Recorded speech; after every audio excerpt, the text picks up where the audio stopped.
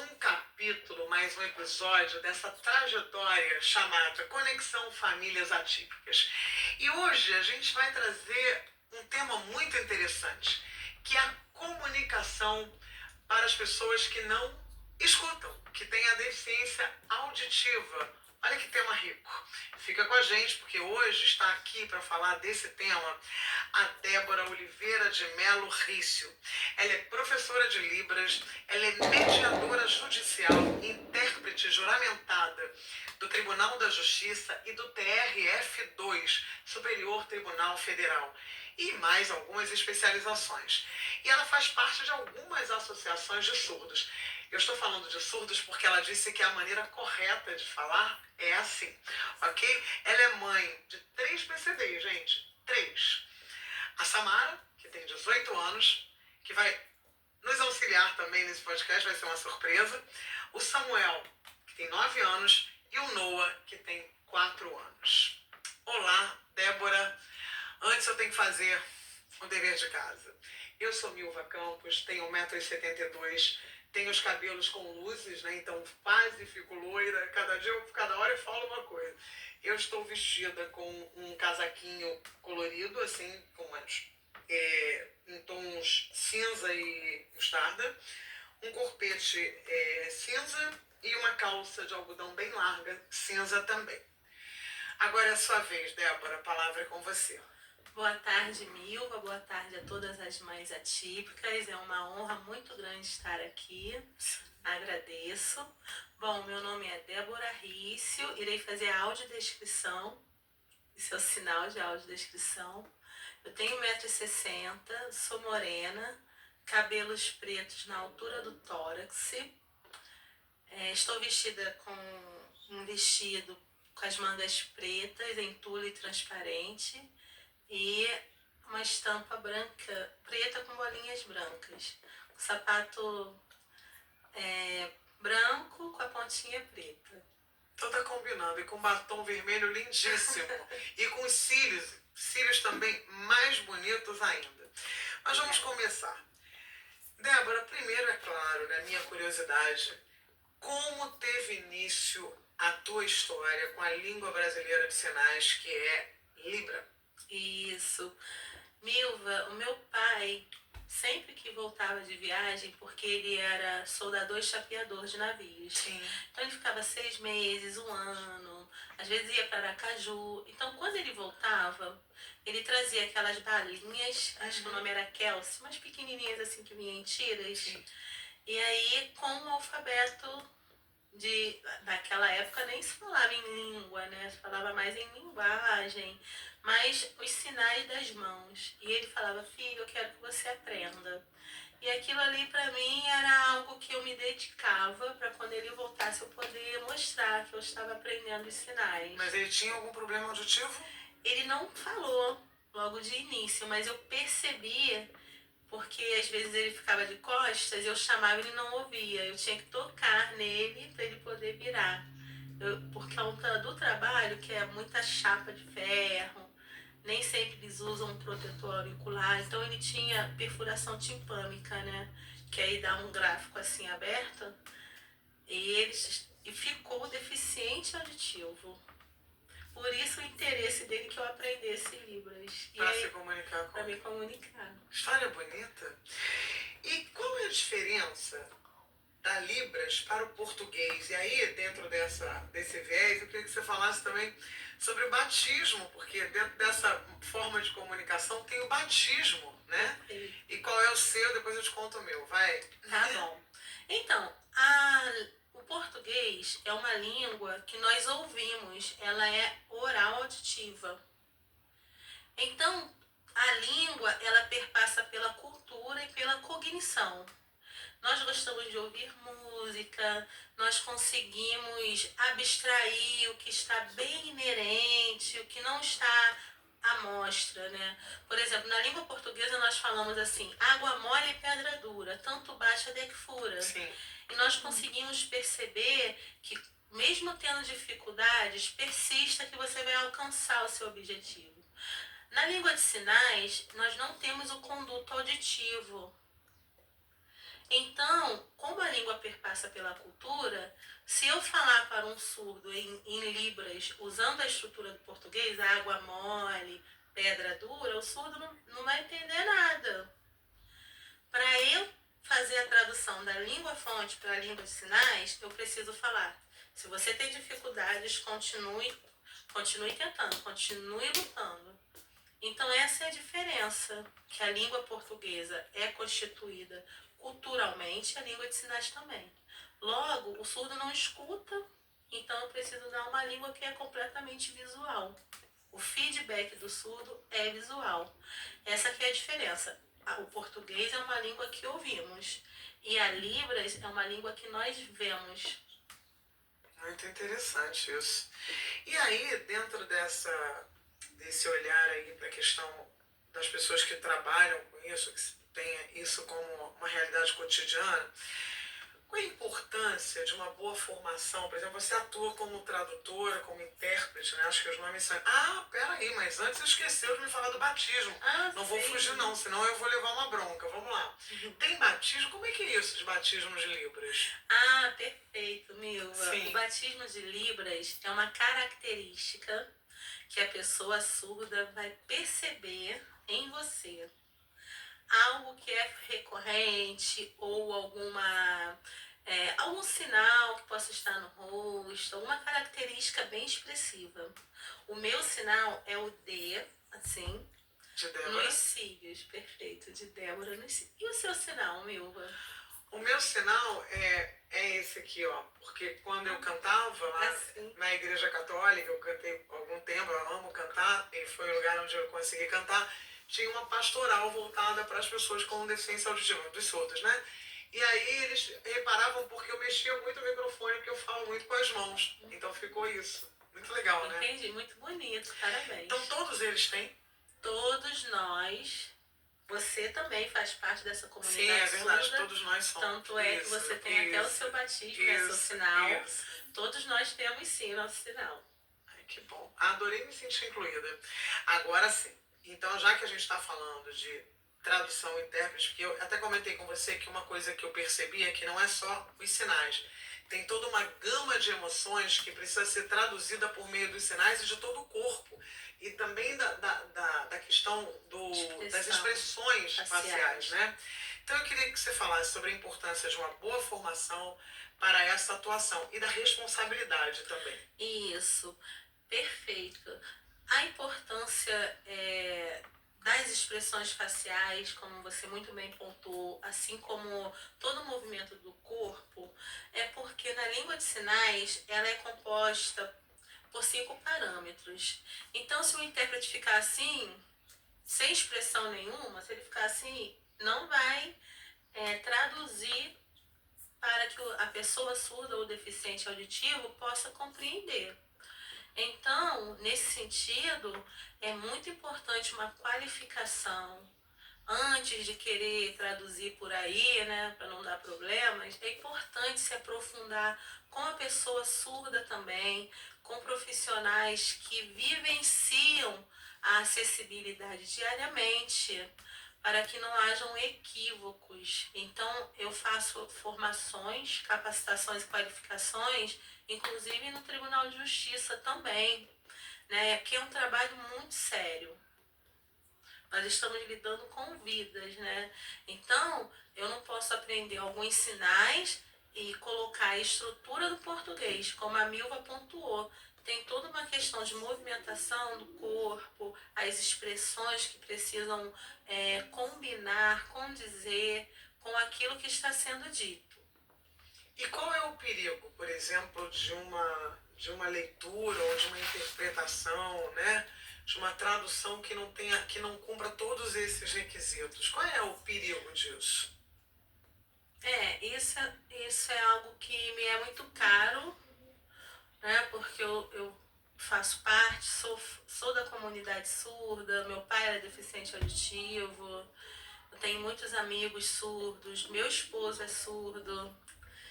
Então, o que ocorre? Quando a pessoa não é proficiente, Milva, não sabe fazer a tradução, nós temos conhecimento de casos que o intérprete intérprete foi lá na delegacia falando que era intérprete, essas formações que tem na internet. Sim. 10 pós-graduações por R$30. Aí comprou, foi lá na delegacia, sendo que ele interpretou tudo errado. Ele entendeu que era o esposo que havia batido na esposa, quando na verdade era o cunhado que bateu na esposa.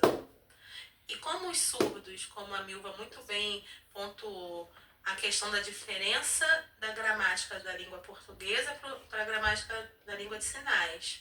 São línguas distintas. Então, o surdo não sabe ler a maioria deles, não estou falando que todos. Sim. Mas pegou ali aquele RO, ele pensou que realmente o intérprete foi fiel ao que ele estava dizendo, que ela estava relatando. Quando, na verdade, o crime foi imputado a ele. E quem ficou preso foi ele. Nossa. Então, nesse sentido, quando é feita uma denúncia na Maria da Penha, é uma denúncia pública, não tem como você retirar. Isso é muito complicado. É irrevogável, então? Assim, não tem como, não tem. Porque não tem como tirar. Então, para lidar com pessoas surdas, a gente precisa ter muito respeito, né? Quando a gente escreve numa folha, dá para corrigir, dá para amassar, mas uma vida não. Uma vida a gente precisa dar dignidade, respeitar.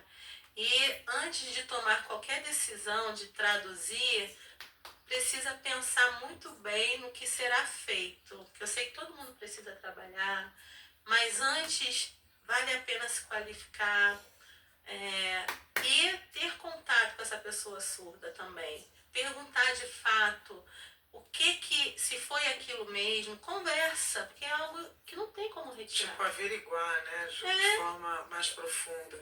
E não tem uma fiscalização para ver esse tipo de formação? Olha, nós estamos querendo implementar até para...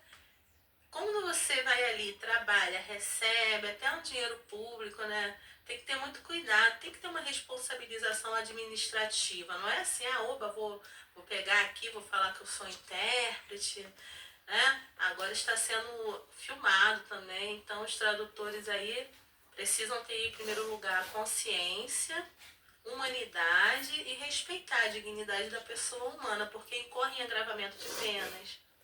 Lá no tribunal eu sou juramentada. A maior parte das audiências, quando eu vou pegar no cartório o processo, eu já vejo ali que houve erro na tradução. Por quê, Milva? Teve uma que eu fui fazer aqui em Niterói. Quando eu vi o RO, nossa, ele entrou na casa e quando o cachorro latiu, ele saiu correndo. Como que ele ouviu o cachorro latir se ele era surdo? E aí, era uma audiência, inclusive, de conciliação, e a pessoa, a vítima, né, porque ficou assim no processo, falava assim, isso é mentira, porque ele não ouve como que ele falou na delegacia que ouve. Eu falei, senhores, foi erro da tradução. Inclusive, no registro de ocorrência estava que o portão estava aberto. Eu falei, senhores, a língua de sinais é visual. O sinal de aberto é assim. Aí eu perguntei para a pessoa surda, o portão estava aberto ou fechado? Aí ele fez, fechado. E ali não estávamos conseguindo dialogar por conta da má tradução, que é crucial até para uma conciliação. Não houve acordo. Por quê? Por conta do erro da tradução. Veja como agrava. Nossa, isso é sério. Veja como agrava. Então é isso. É isso. Poxa, isso é sério, gente. E eu acho que talvez nessa demanda, nessa direção, está havendo aí a busca pelo protocolo de atendimento, pela qualificação e capacitação. Isso é um desejo de sanar essa problemática? O que é esse protocolo? Explica para as pessoas. Sim, esse protocolo, ele consiste na pessoa que recebeu esse atendimento, ou surda, deficiente auditivo, pessoa com deficiência, não importa. Essa pessoa que recebeu esse atendimento tem que ter o direito de falar, dar um feedback. Olha, eu fui atendido também faz parte, Milva, de colocar as pessoas com deficiência nesses lugares para poderem avaliar. A minha formação, eu estudei tanto no Instituto, no INE, né, fiz pedagogia bilíngue, quanto na UFRJ, Letras Libras, e as turmas eram mistas, 15 alunos surdos, 15 alunos ouvintes, para nós vivenciarmos como que se dá o aprendizado. Então tem muitos surdos que são intérpretes. Tem surdos que são intérpretes, engenheiros, pedagogos, doutores. Eles precisam deste lugar para que eles são nativos da língua. Eles precisam avaliar de fato se aquela tradução é proficiente. Então, vamos supor, no Tribunal de Justiça, entre outros espaços, há de se haver uma banca de intérpretes, tradutores para avaliar. Aquele intérprete realmente é proficiente. Aquele dali não, aquele comprou o certificado na internet. R$20. E esse protocolo está caminhando, você acha que... Sim, nós estamos nas comissões discutindo exatamente a implementação para que essa pessoa, né, de acordo com a Constituição, vai falar lá no inciso 5º, que as pessoas com deficiência, elas não podem ser discriminadas, elas têm que ter a dignidade da pessoa humana, elas precisam ser tratadas como nós. Quando nós compramos um serviço ou recebemos um serviço, nós não podemos falar, eu fui atendida, não fui atendida. Vou fazer uma cirurgia, eu dou sempre esse exemplo, vou fazer uma cirurgia de nariz. Fui lá, o nariz ficou todo torto, o rapaz não era cirurgião, era dentista. Vai ocorrer crime. Porque tem que ter uma responsabilização. Então, esse protocolo é no sentido de que as pessoas, antes de assumir qualquer função, elas tenham essa consciência, né? Ninguém ali está indo ali sem saber o que está fazendo. Isso é seríssimo. Agora a gente falando em protocolo, em documento, aí me veio, dentro da conversa que nós tivemos, você falou assim com muito entusiasmo sobre um projeto do qual você faz parte há algum tempo, já que a gente está falando de questões de direitos e tal, acho que está envolvido, pelo que você não me lembro bem o que era, mas era da cartilha FIFO e Pipi. Isso, Pipi. Que ela sempre sai, acho que no Maio Laranja, né? Isso, perfeito. Maio Laranja. O que acontece, Milva? Parabéns. Esse é um tema que nós precisamos falar. Por que nós precisamos falar? É essencial para o universo atípico. Qual é a mãe que não se preocupa com seus filhos? Inclusive, eu estou em vários grupos onde há mães atípicas, mães de surdos, aqui na cidade do Rio de Janeiro, e a principal preocupação dessas mães é com essa questão mesmo. O Maio Laranja... Oi? Sim, o Maio Laranja, ele envolve o quê? Ele envolve a divulgação específica nesse mês contra o assédio, a exploração sexual infantil. Isso é muito recorrente, principalmente em todas as idades, tá? Pasmem. Porque quando o autista teve uma crise, tá lá no CAPSI, nem todas as pessoas que estão ali internadas tomam remédio, medicamento. Sim. Então já começa por aí. Isso vai desde o adulto, que pode sofrer abuso sexual, quanto as crianças. O índice de crianças surdas que sofrem violência sexual, né? E eu fiz inclusive um trabalho muito relevante no Tribunal de Justiça no ano passado. Nós recebemos 5 prêmios. Nossa, que legal. O Sejusc do Meyer, aonde foi feita a tradução dessa cartilha FIFO e Pipi. Lá é a diretora e juíza, a doutora Márcia Vidal, que abriu as portas para desenvolver este projeto, né, do Sejusc Meyer, aonde essa cartilha ela mostra o toque do sim e o toque do não. Aonde a criança é uma forma lúdica, pedagógica de ensinar os nossos filhos a dizer o sim e o não, a não ter vergonha, a não ter medo. Isso é importante, precisa ser falado. Eu vou enviar um link, tá no Sejusc Meyer. Ela está traduzida, uma cartilha que já estava pronta, e eu fiz a tradução por conta dos assédios sexuais e violência que acontece dentro das comunidades com pessoas surdas. Por quê? Esse abuso, ele se dá, primeiramente, é crime, pedofilia é crime, não há o que ser dito em relação a isso, mas como eles veem assim, é pessoa com deficiência, então o índice ele aumenta nesse sentido dessa superstição, ele não vai falar, ele não vai reportar, sendo que fala sim, porque fala através da linguagem, através de desenhos, o psicólogo consegue identificar se houve abuso ou não.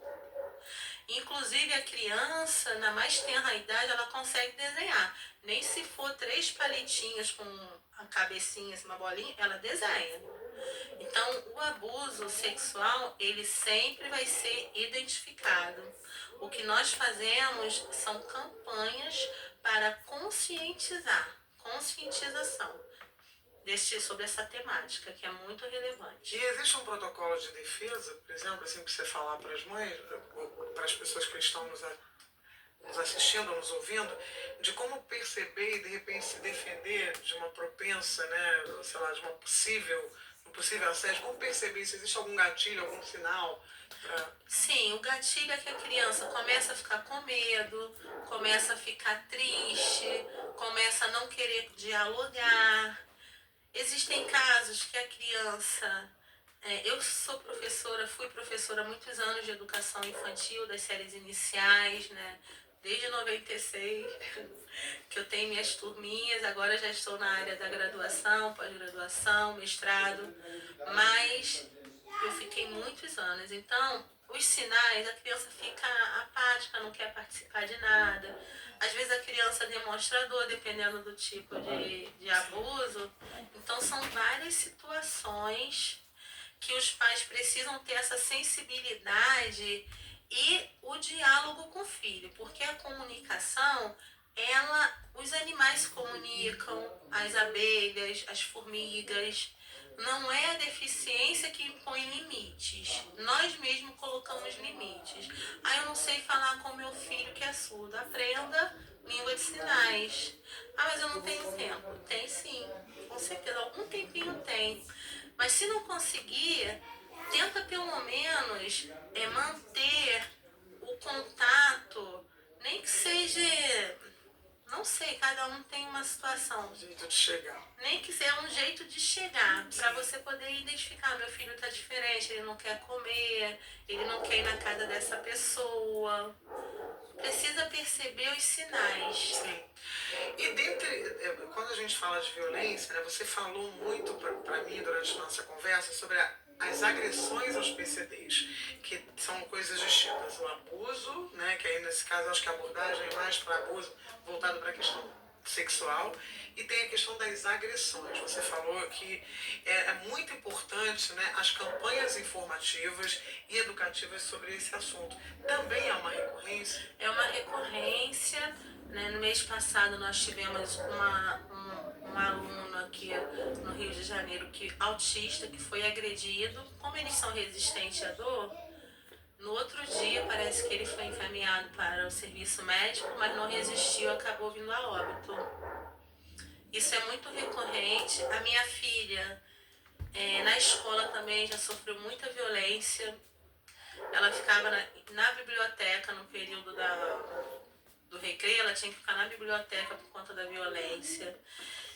O bullying é muito recorrente para as pessoas autistas e com outras deficiências também.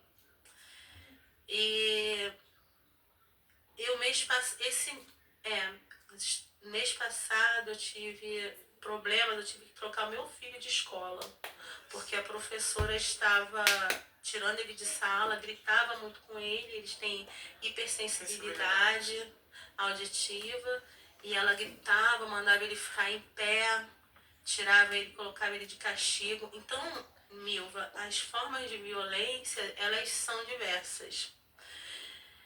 E é crime contra a pessoa com deficiência, contra qualquer ser humano é crime. né? Não há quem não saiba que é crime.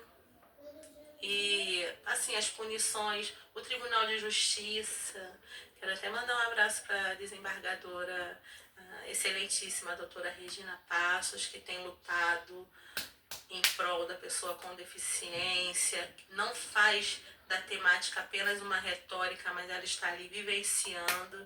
E tudo que é denunciado está sendo apurado. Então vale a pena a pessoa, os professores, né, que às vezes a mãe precisa de um relatório. São vários tipos de violência, não só diretamente com a pessoa com deficiência, mas às vezes uma professora que não quer entregar um relatório, nem com o pedido do médico, ou como foi meu caso também, que eu sofro muita violência diariamente. Nós, mães atípicas, é 1 leão, 3 leões por dia que nós temos que matar. Então, o médico já havia relatado que ele era autista, meu filho demorou quase 5 anos para ter o laudo médico. Ele já fazia terapia de reabilitação. Quando o médico fez o pedido para a professora fazer um relatório, ela disse que não ia fazer, que não aceitava que meu filho era autista. E aí ela fez um relatório todo ao contrário, falando que ele tinha coordenação motora fina. Assim, com o objetivo mesmo de prejudicar, de atrapalhar ainda mais esse processo. Então, as políticas públicas em relação a essa temática, elas estão ficando mais evidenciadas. Precisa dessa qualificação, sim, para que os professores saibam que são seres humanos, nós somos humanos, e para que tenham também cuidado, né? Porque ninguém mais está assim, leigo, sem saber das coisas, as mães estão se reunindo, inclusive essa iniciativa, né, da conexão das famílias atípicas aqui da FIBEX é uma iniciativa muito pontual, onde nós conseguimos nos ouvir, né? E é isso. Mas que bom que na contraproposta, né, para a gente não pensar que está tudo, né, porque tem sempre uma luz. O Conexão Famílias Atípicas é uma dessas luzes, a atuação dessa doutora, dessa juíza, né, que está aí, a doutora, aqui no Sejus Quiméria é a Cláudia Vidal, doutora Márcia Vidal. Okay. E lá no Tribunal de Justiça, a comissão, a presidente da comissão é a desembargadora Regina Passos. Parabéns ao trabalho da desembargadora Regina Passos. Como pessoas como essa tornam a nossa jornada um pouco mais fácil. Verdade. E também tem, que bom, as redes de apoio, né? As associações que desenvolvem um trabalho que é contrário a tudo isso, que tem como objetivo e como mote a proteção, né? A promoção humana. Então eu queria que você falasse agora sobre a importância das redes de apoio e do trabalho dessas associações. A rede de apoio, o trabalho das associações, Milva, é fundamental e vital, porque é um oxigênio. Que bonito. É onde nós respiramos, é onde nós somos cuidadas, nós somos recebidas, ouvidas, e tudo isso é muito bom. Parabéns por esse excelente trabalho, parabéns por levar informação de qualidade e de forma que nós conseguimos compreender, conseguimos dialogar, né? Isso é muito importante. Então as redes de apoio, elas nos recebem, nos ouvem, encaminha nossos filhos, nos dá assim, nos dá o caminho do que fazer, como fazer, e isso é fundamental, é um oxigênio. Né? Eu adorei essa definição que as redes de apoio, e parabéns para tantas que já vieram aqui, a FEBEX, né, e todo esse trabalho do Conexão, vocês são oxigênio, olha que coisa bonita, muito bom. Outra coisa, você falou para mim, antes de falar sobre Nada Sobre Nós Sem Nós, eu queria falar que a Débora, ela me indicou um filme, e eu gostaria muito, que eu não consegui concluir, mas até a metade eu já tô louca para chegar em casa e terminar, que fala de uma coisa que é muito séria também, que é o erro de um laudo equivocado. Uma criança que é tida como, em primeira instância, ela foi diagnosticada como deficiência mental. Mas no decorrer de 3 anos descobriram que ela era surda. E aí toda essa questão dessa comunidade trazida de uma forma linda, a dor da mãe, o conflito do pai, a aceitação, a imposição de que essa criança oralizasse, né? Então, assim, assistam. Meu nome é O seu O nome nome é é Jonas. Seu nome é Jonas. Jonas, eu estimei que era John, não sei porquê. Se você quiser falar alguma coisa do filme, fale, que a gente ainda tem um tempinho. Então, agradeço muito ao Alexander, que é o presidente da Associação de Surdos, que os surdos se reúnem nas associações, Sim. né? É um lugar só deles, onde eles conversam, e ele me indicou este filme. O Seu Nome é Jonas. Esse filme ele é retratado em 1979, logo 100 anos depois que houve a proibição do uso da língua de sinais. Então, até hoje nós vemos isso, Milva. Diagnósticos errados, a sociedade pensa que os surdos têm incapacidades. Ah, ele é incapaz, ele não pode. Quando o surdo tem uma vida normal. Habilitação, dirigem, viajam, estudam, se formam, têm família. Então esse filme nós indicamos para que todos os senhores, as senhoras possam estar assistindo de maneira a compreender o que houve, né, que foi a proibição da língua de sinais, e desconstruir esses paradigmas de que a pessoa é incapaz. Não há incapacidade. O que há é falta de oportunidade, a falta de contato, e por isso a importância de ações como essa que a FIBEX está desenvolvendo, juntamente com toda a equipe, com o Mário, com a Milva, de quê? De nos aproximar. E o filme serve para qualquer instância desse universo. Perfeito. E aí, você citou uma frase: nada sobre nós sem nós. Isso. O que é essa temática? Linda essa frase. Essa temática ela é mundialmente conhecida e nos Estados Unidos são feitas muitas manifestações das pessoas com deficiência. Eu falo, Milva, que são pessoas com persistência. Que bonito. Persistência, porque persistir num mundo desse não é fácil, né? Capacitismo estrutural, desigualdades. Então, pessoas com persistência. Ah, mas a lei está escrita. Tudo bem, eu também indico Pereira, Diversidades Funcionais.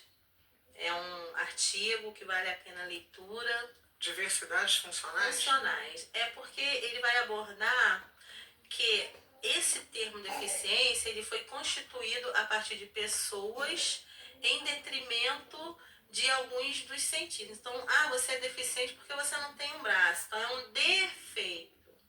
É um termo que pejora. É como portador, né? Que não porta nada. Pejora. Pejorou, aí continuam a intolerância religiosa, preconceito, capacitismo, a exclusão. Nós não queremos excluir, nós queremos unir. Por isso é importante a leitura desse artigo. E sobre o nada sobre nós sem nós é exatamente isso. As pessoas com deficiência no lugar de fala. Não é que esse lugar seja único e exclusivo. Nós, enquanto estávamos conversando, falamos, a Milva, ela me representa enquanto mãe atípica e nos representa, porque ela se coloca num lugar, ela abre para ter esse contato, essa respeitabilidade, que é o essencial. O que nós queremos? Nós queremos dignidade humana, nós queremos conviver, nós queremos ser aceitos. E isso eu recebi aqui de toda a equipe, esse carinho, esse respeito, esse amor incondicional que para falar sobre acessibilidade e inclusão, primeiro tem que se amar, senão não funciona. Né? E as pessoas com deficiência ou persistência, elas têm esse slogan muito forte, nada sobre nós sem nós. Por quê? Porque se eu for falar sobre preconceito, geralmente na pasta tem uma pessoa negra ou preta. Se eu for falar sobre LGBTQIAs+, geralmente na pasta tem. Então, por que não oportunizar o lugar de fala para essas pessoas com deficiência e estas comunidades que fazem parte? Às vezes eu não sou pessoa com deficiência, mas eu luto, eu estou ali diariamente, estou conhecendo, me aprofundando, e eu sei, eu tenho um olhar diferenciado, como o seu olhar, né? Você fala. Que foi mudando, né? Mudando até porque quanto mais a gente se aproxima desse universo, Mário, a gente falava hoje que a gente vai se encantando por ele e a gente vai descortinando, porque você começa a andar na rua e vê um monte de gente, né, que está dentro desse lugar, desse universo que você não notava. E é muito bonito, porque esse mundo vai a cada dia ficar mais próximo da gente, né? Porque isso, a própria ONU fala que daqui a alguns anos, eu não sei quantos autistas vão nascer a cada dia. Então a gente precisa se preparar para esse lugar, né? Então é muito legal poder estar tendo essa experiência. Tá bom. Pode continuar, você quer continuar? Não? Ela ficou emocionada. Gente, que lindo isso. Que eu contei pra ela, inclusive, eu não sei se eu já contei, que eu fui atendida por um autista no Banco do Brasil e foi um momento muito bonito. Porque eu acho que a gente precisa, isso que o pessoal tá fazendo aqui, a equipe, é muito legal, muito valioso, porque é uma possibilidade da gente se aproximar desse universo, que a gente não tinha antes dessa forma, né? E eu consegui ter um olhar de compaixão para uma pessoa que ficou 1 hora e meia para me atender, né? Então, talvez se eu não estivesse aqui nesse lugar, se a gente não estivesse tão se aproximando, eu não ia ter essa paciência, né? Aquilo que você falou, nada sobre nós sem nós. É exatamente, por isso que eu falei, você vivencia, vivenciou e esperou o tempo. Né? No Tribunal de Justiça temos alguns juízes que são atípicos, são autistas. E assim, quando tem palestras, fóruns, eles falam, há momentos que eu preciso me retirar, fico 1, 2 horas. Então, porque ele está se regulando. A minha filha também é assim, ela, às vezes, para se regular, né, ela precisa de um tempo maior. E nem sempre as pessoas querem compreender esse tempo. Por isso que parabéns, é isso mesmo, é assim. É assim, passo a passo. Parabéns. Você falou também, ela falou de um tema que eu falei, você acha interessante a gente trazer? Ela falou, acho que é o canabidiol. Que ela disse que ela foi beneficiada com o uso do canabidiol. Conta essa experiência pra gente. Então, meus filhos, eles são nível de suporte 2, eram não verbais, fazendo uso de espiridona, melatonina, alopáticos. E assim, nós sabemos que causam outros efeitos, podem ser prejudiciais a outros órgãos. E o doutor, o neuropediatra que atende meus filhos, passou o canabidiol, começou com de 20 miligramas, né? E eram 3 gotinhas, começou com 3, depois foi para 6, foram aumentando as miligramas. E o canabidiol, eu percebi assim que eles conseguiam, as pessoas falavam assim, eles têm muitas estereotipias, Sim. Continuam as estereotipias. Mas existem momentos que eles conseguem ter uma concentração maior. Eu não vou falar o nome do medicamento, mas Sim. que outros medicamentos para concentração acabam rápido e criam toda aquela questão de dependência, eles conseguiram se concentrar melhor, eles conseguiram prestar mais atenção nas atividades.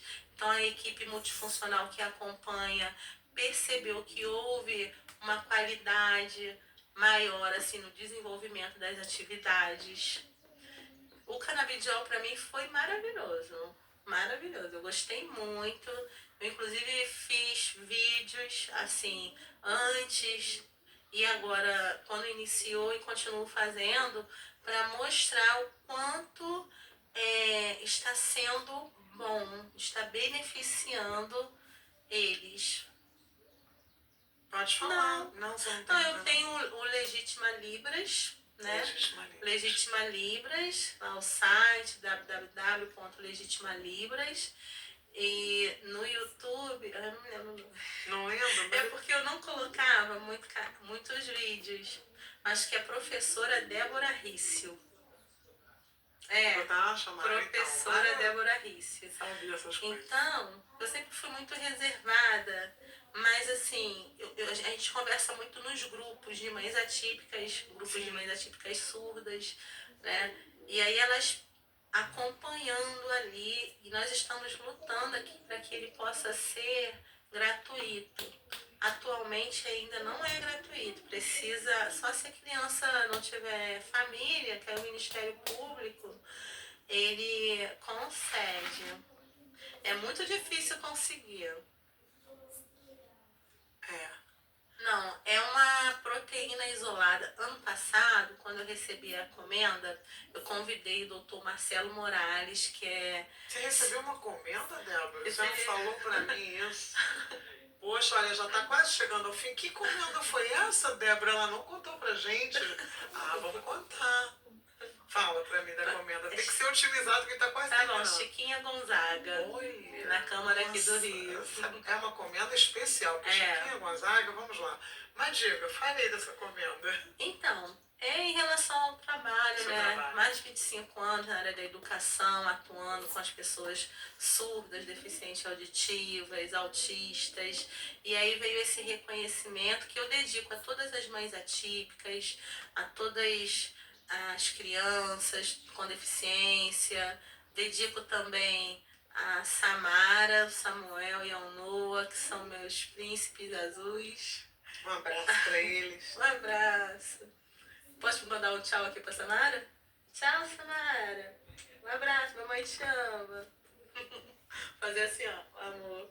Mamãe te ama. Então é isso. E realmente melhora muito. Nós estamos lutando para que tenhamos acesso gratuito, porque vale muito a pena. Esse médico, o doutor Marcelo Morales, A gente vai tentar trazer ele aqui pra conversar. que é da UFRJ e tudo, Pesquisador né? da... Pesquisador cientista, Seu Cruz. é uma proteína isolada.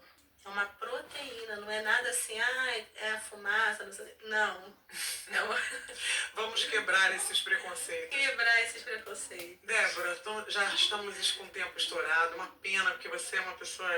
Aliás, todo mundo que senta aqui é especial. Fala pra mim, deixa uma mensagem para as pessoas, e para quem tá gostando, antes de você deixar sua mensagem, eu queria pedir: você tá gostando do conteúdo da gente? Você tá achando que o trabalho é legal, bem feito, feito com amor? Então, vai lá, curte.